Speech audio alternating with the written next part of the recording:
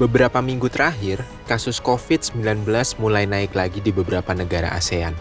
Varian barunya bahkan punya nama Nimbus. Varian baru ini udah nyebar ke 22 negara dan katanya lebih cepat nular daripada Omicron. Negara-negara mulai siaga lagi. Masker muncul di jalan dan bandara-bandara mulai ketat. Coba bayangin, kalau Indonesia kena pandemi lagi di tahun 2025.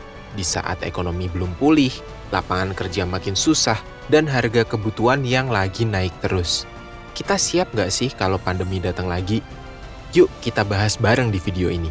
Jangan lupa like, komen, share, dan subscribe channel Baiklah, supaya makin banyak yang melek soal hal penting kayak gini.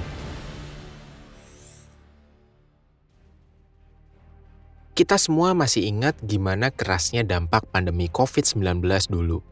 Tahun 2020, pertumbuhan ekonomi Indonesia turun menjadi 2,97%. Pengangguran karena COVID meningkat.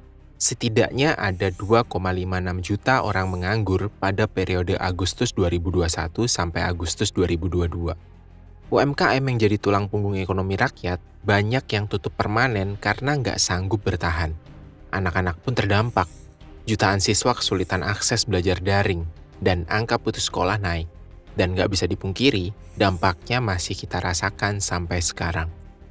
Pertumbuhan ekonomi di kuartal pertama tahun ini bahkan masih di bawah 5%. Konsumsi rumah tangga yang biasanya jadi penopang utama ekonomi justru mulai melempem. Dan yang lebih mengkhawatirkan, sinyal lemahnya daya beli masyarakat makin kerasa di mana-mana. Di lapangan, realitasnya lebih keras. Banyak orang yang masih kesulitan cari kerja. Data dari LSI Denny JA bilang 60% masyarakat merasa makin sulit dapat pekerjaan dibanding tahun lalu. Sebagian besar justru bertahan hidup lewat kerja informal, yang upahnya nggak seberapa dan tanpa perlindungan sosial. Ditambah lagi, menurut World Bank, sekarang sekitar 68% penduduk Indonesia hidup dalam kategori miskin.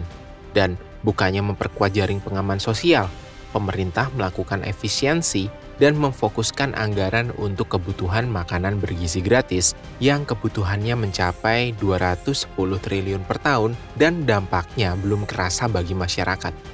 Pasar kerja yang ada pun makin sempit. Banyak lulusan baru bersaing dengan pekerja berpengalaman yang juga sedang mencari kerja yang layak.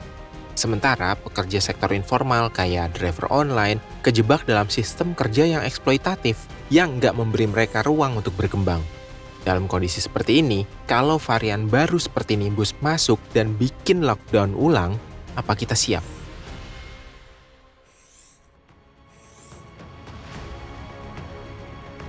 Kalau pandemi benar-benar datang lagi di 2025, dampaknya bisa jauh lebih berat dibanding 2020. Kenapa? Karena sekarang ekonomi kita tuh udah dalam kondisi yang kurang baik.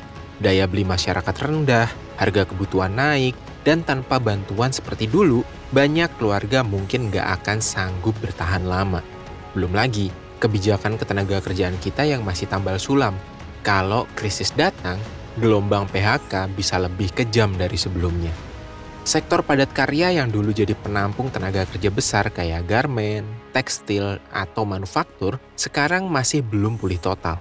Banyak perusahaan ragu buat ekspansi atau buka lapangan kerja baru karena permintaan global juga lesu. Kalau pandemi datang lagi, industri-industri ini bisa makin lumpuh. Dan seperti biasa, yang paling pertama kena imbasnya adalah buruh harian, pekerja kontrak, dan sektor informal. Saat ini, masyarakat Indonesia juga banyak bekerja di sektor informal. Tanpa jaminan kesehatan, tanpa perlindungan sosial, dan tanpa kepastian penghasilan. Kalau mereka kehilangan kerja atau penghasilannya menurun, nggak ada jaring pengaman kayak BPJS Ketenagakerjaan yang bisa langsung bantu. Akibatnya, kesenjangan makin lebar. Yang punya gaji tetap dan bisa kerja dari rumah bisa bertahan, sementara yang lainnya makin terpuruk. Yang lebih mengkhawatirkan adalah potensi terjadinya double shock. Masyarakat kita udah lemah karena tekanan ekonomi yang berkepanjangan. Sekarang bayangin, dalam kondisi ekonomi kita yang sekarang, datang lagi krisis besar kayak pandemi. Bebannya bakal berlipat, bukan cuma soal uang dan kerjaan, tapi juga soal mental, keamanan, dan stabilitas sosial yang bisa ikut goyah. Sementara itu, pemerintah justru lagi fokus sama program-program gede kayak makanan bergizi gratis dan lembaga investasi baru. Pertanyaannya, kalau pandemi benar-benar datang, apa pemerintah siap mengalihkan fokus dan dana ke penanganan krisis lagi? Atau kita bakal menghadapi badai ini sendirian, tanpa perlindungan yang cukup?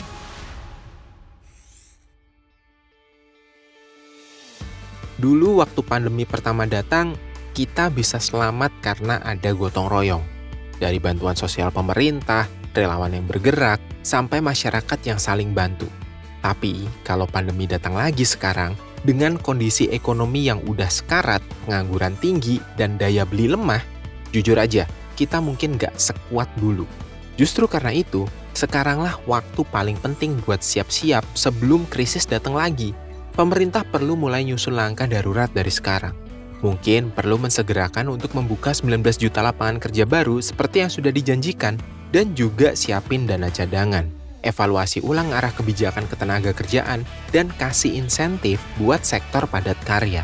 Terutama sektor informal juga perlu dilindungi, karena di sanalah mayoritas masyarakat bekerja tanpa jaminan apa-apa. Buat kita sebagai warga, ini juga jadi pengingat penting. Literasi keuangan bukan cuma soal nabung, tapi juga soal ngerti resiko dan punya cadangan darurat. Jaring sosial juga penting. Teman, keluarga, komunitas yang saling bantu, itu bisa jadi penyelamat waktu keadaan benar-benar darurat. Kita nggak minta pandemi datang lagi. Tapi kalau itu kejadian, kita nggak boleh gagap kayak dulu. Sekarang, waktunya belajar dari masa lalu dan siapin masa depan. Kalau kamu setuju sama topik kayak gini buat dibahas, jangan lupa buat like, komen, share, dan subscribe ke channel Baiklah, biar makin banyak yang paham dan siap sebelum terlambat.